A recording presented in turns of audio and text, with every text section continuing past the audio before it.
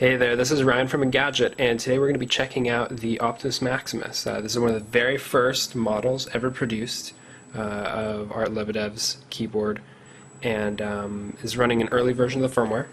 So let's turn this thing on and get it going.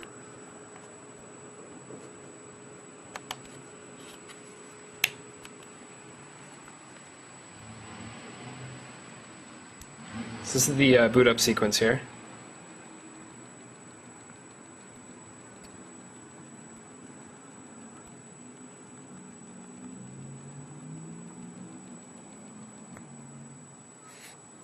And hard to tell, but each of these keys has some random visual noise on it, probably to clear out the displays.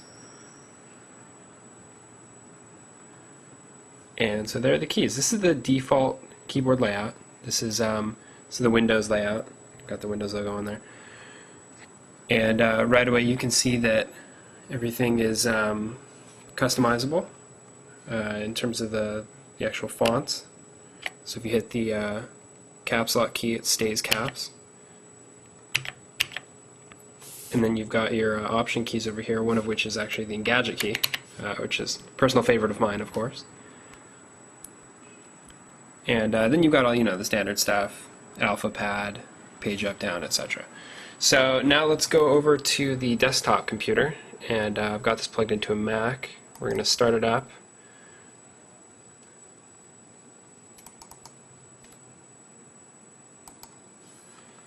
And so again, this is some early software, so we have to start the drivers for the Mac, and what that did was it actually turned the Mac layout and overwrote the Windows layout.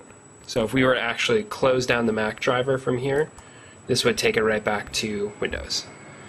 And then over here we have the actual configuration app. This is where all the fun stuff happens in terms of making the keyboard actually customized. So because this is an early firmware, some of the things on this don't work, like caps lock doesn't work on the Mac.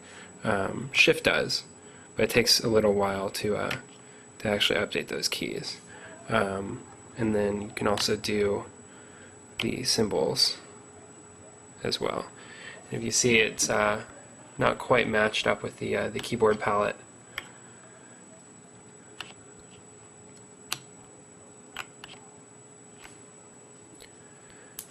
So one of the things we can actually test out here is we'll make a new layer.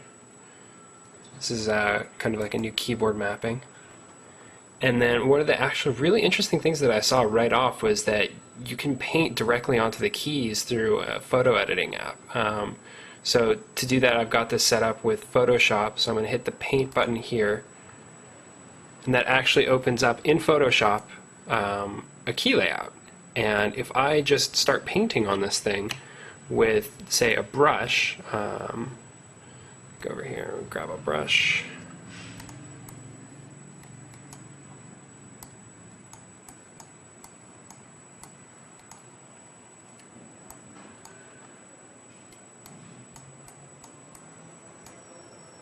And then when I save this, that's my new key layout. You can see it only uses the keys where there's actually bitmaps in there. And then what I do is I can actually bind this to an application.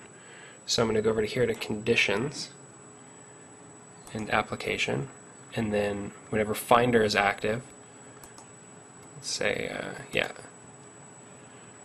then that's the keyboard layout. So as soon as I click the desktop, it goes to that layout that I just made. And it doesn't actually overtake any of the keys that have already been written by the defaults. Then when I switch back, keys come back. So you can see it's extremely easy to make new keyboard layouts on this thing. And let's go back real quick and just change the default. So one of the things you can do here is you can actually change the fonts and the styles. So on this, I've got the, say we'll do the E key for Engadget, and we'll, you can see right here, there's the E key. So we'll crank this thing up to 67 font, make that bold, And then we'll make that cyan, and we'll make the background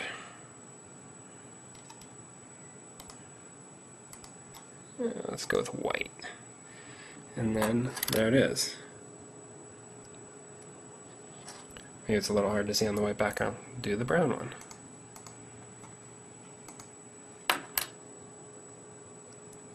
So you can go through each and every key and customize it as you like. I mean, you can change the font, you can go and do the colors and backgrounds, what have you, size, italics, and then of course there's the reset right there, which brings it back. Same thing with the control keys. You can change that layout as you see fit, and you can even get granular and do the conditions to not only just the application, but with modifier keys as well. So if I'm in Finder and then I happen to hit Shift, that's when I want to see this particular layout. So if I go back to Finder, I'm still on the default, but as soon as I hit Shift, there it goes. So it's actually really easy to use this thing. I'm really looking forward to when more people get their hands on it and start making some custom keyboard layouts. So yeah, that's about all I think you need to see for one of the very first versions of the firmware for the Optimus Maximus. Obviously a lot of promise here. I'm definitely going to be taking a look at this as it develops. Thanks for watching.